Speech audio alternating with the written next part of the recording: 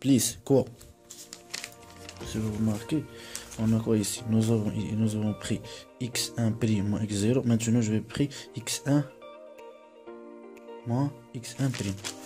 Donc, plus x1 moins x1' fois l'inf de f de x sur l'intervalle x1', x1. Oui. Ensuite, je vais ajouter les autres éléments. Parce qu'il n'y a pas un autre élément entre ces éléments-là. Donc, je vais garder la somme. Mais faites attention à la somme. Allant de i égale 2 jusqu'à 1. De quoi? De xi moins xi moins 1 fois 9, pardon, c'est pas le site, fois 9 de f de x sur l'intervalle xi moins 1 xi. C'est bon. Or, on a quoi? On a ça c'est x0 et ça c'est x. C'est bon. Et ça par exemple c'est x1'. Alors, si vous remarquez, l'inf sur cet intervalle et l'inf sur tout cet intervalle. L'inf sur tout un intervalle peut être égal à cet inf. C'est par exemple l'inf qui est ici, c'est le même inf. C'est bon. Mais s'il existe un autre inf ici, alors cet inf est inférieur à cet inf. C'est-à-dire cet inf est supérieur à cet inf. Alors l'inf de f de x sur l'intervalle x0, x1', comment il est par rapport à l'inf dans tout l'intervalle x0, x1 est supérieur à l'inf de f de x sur l'intervalle x0, x1. Oui, c'est ça. La même chose pour cet intervalle. Je peux trouver l'inf de cet intervalle.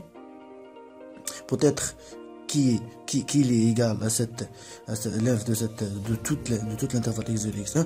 Ou peut-être qu'il existe un autre inf sur cet intervalle qui est inférieur à cet inf. Donc, cet inf est supérieur à l'inf sur cet intervalle. Donc, l'inf de f de x sur l'intervalle x, x1', x1 est supérieur ou égal à l'inf de f de x sur l'intervalle x0, x1.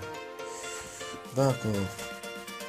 Je vais multiplier ici par x0 par x1' moins x0 et ici par x1' moins x0, ici par x1 moins x1' et ici par x1 moins x1'. Alors quoi? Alors la somme de d'arbre de f relative à la subdivision sigma prime égale. Faites attention avec moi. Donc je vais pas l'écrire une fois, je vais faire ça directement. Donc supérieur ou égal. Supérieur ou égal quoi? Nous avons dit si je multiplie là, supérieur ou égal ça. Donc nous avons quoi? Nous avons x1 et nous avons x1' moins x0. Donc c'est x1' moins x0 fois cette quantité. Et puisque cette quantité est supérieure à cette quantité, alors c'est pour ça que j'ai fait supérieur à l'inf de f de x sur l'intervalle x0, x1. C'est bon. Plus l'autre quantité, c'est x1 moins x1'. Donc, il y a x1 moins x1'. Ça, il est multiplié par l'inf de f de x sur l'intervalle x1', x2. Et puisque ça est supérieur à l'inf de f de x sur x0, x1, je vais la remplacer par ça. C'est pour ça que j'ai fait supérieur ou égal à l'inf de f de x sur l'intervalle x0, x1. Plus la somme allant de 2 jusqu'à 1 de xi moins 1 fois quoi? Fois l'inf de f de x sur l'intervalle xi moins 1 xi. C'est bon. Ensuite,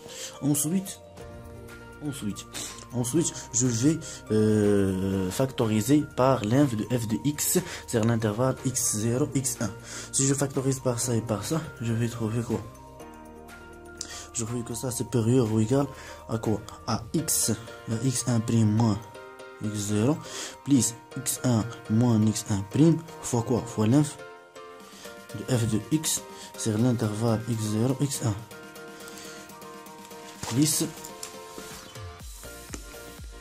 plus la somme de i allant de 2 jusqu'à n de quoi? De xi moins 1 fois quoi? Fois l'inf de f de x sur l'intervalle x i moins 1 x.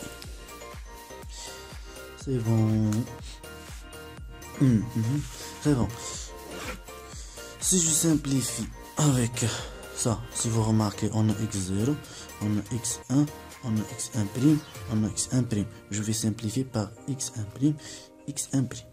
C'est bon.